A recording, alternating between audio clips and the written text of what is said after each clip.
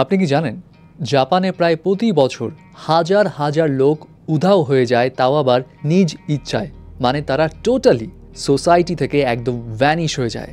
এবং জাপানের এই উধাও হয়ে যাওয়াটা বলা যায় এক প্রকার কালচারে রূপান্তরিত হয়েছে এবং বিষয়টা এতটাই কমন যে এই ঘটনাকে কেন্দ্র করে জাপানে একটা আলাদা ইন্ডাস্ট্রি গড়ে উঠেছে যারা মানুষজনদেরকে উধাও হতে সাহায্য করে।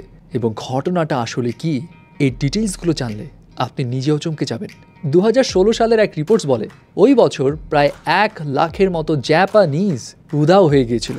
তাদের কোনো চিহ্ন পর্যন্ত পাওয়া যায়নি, তারা কোথায় গেছে, কি করছে, কেউ কিছুই জানে না। এবং 1990 সালের পর থেকে জাপানিজ মানুষদের মধ্যে এইভাবে উধাও হয়ে যাওয়ার বিষয়টা খুব কমন হয়ে পড়ে।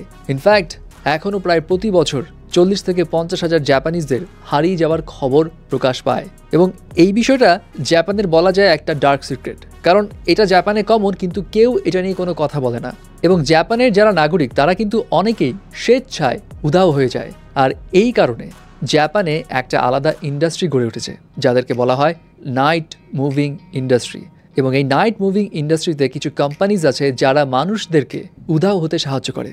কিছুই না, আপনি সিম্পলি তাদের অফিসে যাবেন এবং আপনি যে উধাও হতে চাচ্ছেন, সমাজে যাতে আপনার অস্তিত্ব না থাকে এই জিনিসটা চাচ্ছেন, ব্যাস সেটা তাদেরকে জানিয়ে দিলেই হবে। এবং রাতের অন্ধকারে যখন আপনার বাসায় কেউ থাকবে না কিংবা সুবিধা মতো সময় আপনাকে তারা একদম উধাও করে নিয়ে চলে যাবে এবং আপনাকে এমন একটা জীবন দিবে যেই জীবনে থাকবে আপনার নতুন নাম, নতুন পরিচয় এবং কেউ কখনো জানতেই পারবে না যে আপনি এখন কোথায় আছেন বা কি করছেন।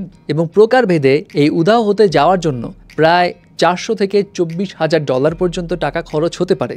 এখন প্রশ্ন হলো কেন জাপানিজরা এভাবে উধাও হতে চায়? ওয়েল, এর পিছনে রিজন জাপানিজদের লজ্জা। দেখুন, জাপানে ওয়ার্কের প্রচুর প্রেশার এবং প্রায় 20% জাপানিজ 80 ঘন্টারও বেশি সময় ওভারটাইমে কাজই করে। ইনফ্যাক্ট কাজ করতে করতে প্রাণ চলে যাওয়া এমন ঘটনা কিন্তু জাপানে আমরা অনেক শুনেছি।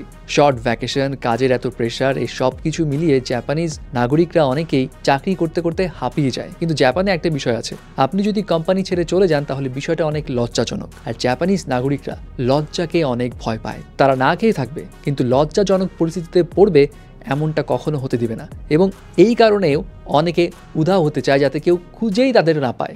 শুধু তাই নয়, যদি কেউ পরীক্ষায় ফেল করে থাকে সেক্ষেত্রে উধাও হয়ে যায়। তারপর বিচ্ছেদ, জাপানে বিচ্ছেদ খুব সেন্সিটিভ বিষয়, এটাও সমাজে অনেক বাঁকা চোখে দেখা হয়। সো এই বিচ্ছেদের ঘটনা, ধার দেনায় ডুবে যাওয়া, নানা রকম এই সমস্ত সমস্যা যখন একজন জাপানিজ নাগরিক ফেস করতে চায় না তখনই সে উধাও হয়ে যায়। আর জাপানে এই ঘটনাকে বলা হয় বা এই কালচারকে বলা হয় জোহাতসু।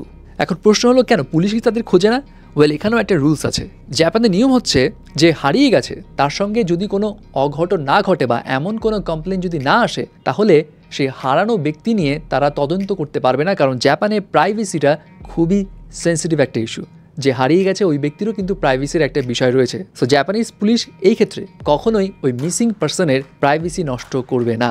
সো ভিউয়ার্স, জাপানিজ নাগরিকদের এই ঘটনাটা জেনে আপনি অ্যাকচুয়ালি কী ভাবছেন মাস্ট জানাবেন।